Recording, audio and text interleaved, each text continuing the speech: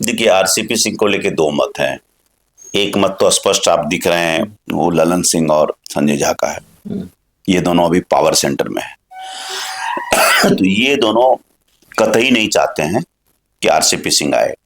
कोई भी व्यक्ति जो कि आपका राष्ट्रीय अध्यक्ष रहा हो, केंद्रीय मंत्री रहा हो, नीतीश कुमार का करीबी रहा हो, तो वो आरसीपी सब सिंह जैसे आते हैं एक पैरेलल पावर सेंटर बनेगा। तो जैसे पैरेलल पावर सेंटर जिस व्यक्ति के आने से संभावना है वो निगेट करेंगे। 17 विधायकों को चुना गया है कि वो उन टीम की रिस्ट्रक्चरिंग की गई है, वो डिस्ट्रिक्ट लेवल पर देखेंगे। तो वो अपनी टीम का चुनाव कर रहे हैं। निश्चित रूप से सीनियर आदमी से सलाह लेगी वो, लेकिन कहीं कहीं मार्गदर्शक मंडल वाली भूमिका में होंगे, लीड रोल में नहीं। यही प्रश्न आपके प्रश्न को निगेट करता है कि वो आरसीपी सिंह जैसे आते हैं तो एक बड़े फिगर लगेंगे। जेडीयू ने कर दिया है कि Nishant Kumar is our leader, future leader नहीं, आवर लीडर हैं। अब उनको एक्सेप्टेबिलिटी ये हमारे नेता कह के संबोधित किया जाने लगा है उनको। एकदम आप देखिए कि उनके ज्वाइन करने के 8 तारीख को वोमेन्स इंटरनेशनल वोमेन्स डे को उन्होंने ज्वाइन किया है, और आज हम बात कर रहे हैं 22 को। आप देखिए उनकी कितनी एक्सेप्टेबिलिटी इतने कम दिनों के अंदर में एक्सेप्टेबिलिटी बढ़ी है। तो जेडीयू की पॉलिटिक्स तो पूरी तरह से ग्रेविटेट जो करेगी अब निशांत कुमार के इर्द गिर्द ही करेगी।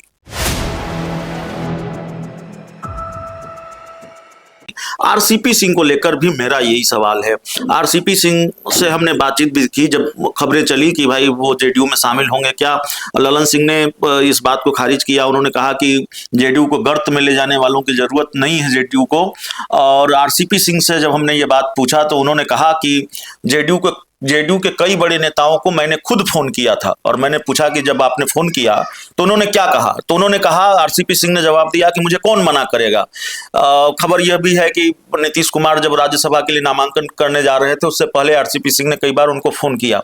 आरसीपी सिंह की घर वापसी हो सकती है, होने की गुंजाइश है। अंदर कोई खिचड़ी वाकई पक रही है क्या? देखिए, आरसीपी सिंह को लेके दो मत हैं। एक मत तो स्पष्ट आप दिख रहे हैं, वो ललन सिंह और संजय झा का है। ये दोनों अभी पावर सेंटर में है। तो ये दोनों कतई नहीं चाहते हैं कि आरसीपी सिंह आए। कोई भी व्यक्ति जो कि आपका राष्ट्रीय अध्यक्ष रहा हो, केंद्रीय मंत्री रहा हो, नीतीश कुमार का करीबी रहा हो, तो वो आरसीपी सब सिंह जैसे आते हैं एक पैरेलल पावर सेंटर बनेगा। तो जैसे पैरेलल पावर सेंटर जिस व्यक्ति के आने से संभावना है वो निगेट करेंगे। अब दूसरा कैंप ये सोचता है कि आरसीपी सिंह आएंगे तो हो सकता है कि निशांत की मेंटोरिंग के लिए अच्छा रहेगा, निशांत को मेंटोर कर सकते हैं। लेकिन एक तीसरा धड़ा है, वो ये कहता है, जो कि एक मैं मानता हूं, जो कहता है कि निशांत को अब राजनीति में अंकल्स नहीं चाहिए। कोई ऐसा आदमी नहीं चाहिए जो उनको पेट्रोनाइज किए, फादर फिगर नहीं चाहिए उनको। अगर एडवाइस लेना होगा तो बिना पद रहते हुए उस व्यक्ति से एडवाइस ले सकते हैं आप। वो अपनी टीम बनाएंगे।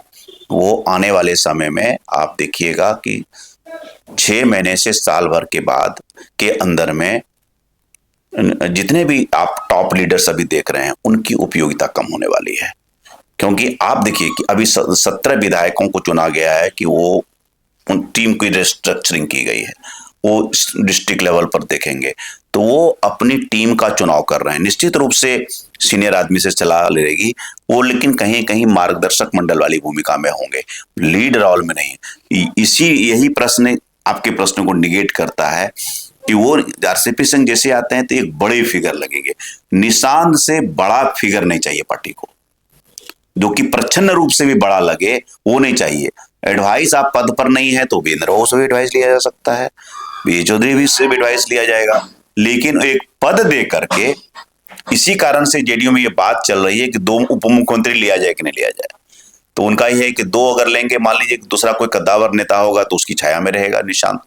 तो आप देखें कि निशांत का प्रोजेक्शन और जिस प्रकार निशांत को प्रोजेक्ट कर रही है, जहां आप गांधी मैदान के नवाज में जहां नीतीश कुमार जाते थे वहां निशांत जा रहे हैं।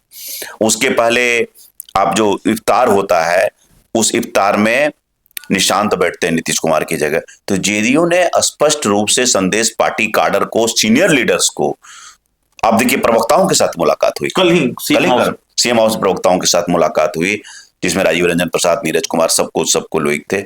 ये स्पष्ट जेडीयू ने कर दिया है कि Nishant Kumar is our leader, future leader नहीं, आवर लीडर हैं। अब उनको एक्सेप्टेबिलिटी ये हमारे नेता कह के संबोधित किया जाने लगा है उनको। एकदम आप देखिए कि उनके ज्वाइन करने के 8 तारीख को वुमेन्स इंटरनेशनल वुमेन्स डे को उन्होंने ज्वाइन किया है, और आज हम बात कर रहे हैं 22 को। आप देखिए उनकी कितनी एक्सेप्टेबिलिटी इतने कम दिनों के अंदर में एक्सेप्टेबिलिटी बढ़ी है। तो जेडीयू की पॉलिटिक्स तो पूरी तरह से ग्रेविटेट जो करेगी अब निशांत कुमार के इर्द गिर्द ही करेगी, इर्द गिर्द करेगी। सरकार में बड़ी भूमिका होगी, डिप्टी सीएम होंगे, और डिप्टी सीएम के साथ साथ गृह मंत्रालय जैसे विभाग भी संभालेंगे। हो सकता है वो जो जेडीयू का दोनों का फार्मूला था वो उलट हो जाए। देखिए गृह और फाइनेंस दोनों एक साथ नहीं रहेगा, जो गृह लेगा उसको फाइनेंस नहीं मिलेगा, जो फाइनेंस उसको गृह नहीं मिलेगा। तो वो ये सब चीजें एडजस्टेबल है, और मुझे नहीं लगता है कि इन सब चीजों पर जिच होगी। वो फार्मूला निश्चित रूप से मोर और लेस तय है, हमको आपको नहीं बताया जाएगा। मुझे जहां तक संभावना मुझे लग रही है कि 26 तारीख को उनकी समृद्धि यात्रा की आखिरी 2 सभा है, और ये भी बड़ा ऐतिहासिक है। जिस एक जन्मभूमि नालंदा, पटना, एक कर्मभूमि पटना, वहां दोनों से समापन उनकी यात्रा नहीं, ये नीतीश कुमार की पूरी यात्रा को बताएगा, और हम लोग चाहेंगे उसमें गवाह बने रहें उस क्षण का जब वो नीतीश कुमार लास्ट अपना एड्रेस करेंगे। और मुझे लगता है कि 26 के बाद 27 को करें, 28 को करें, कि वो इस्तीफा देंगे, बहुत ग्रेसफुली इस्तीफा देंगे विधान परिषद की सदस्यता से। हाँ, दोनों से देंगे, मुख्यमंत्री दोनों से देंगे।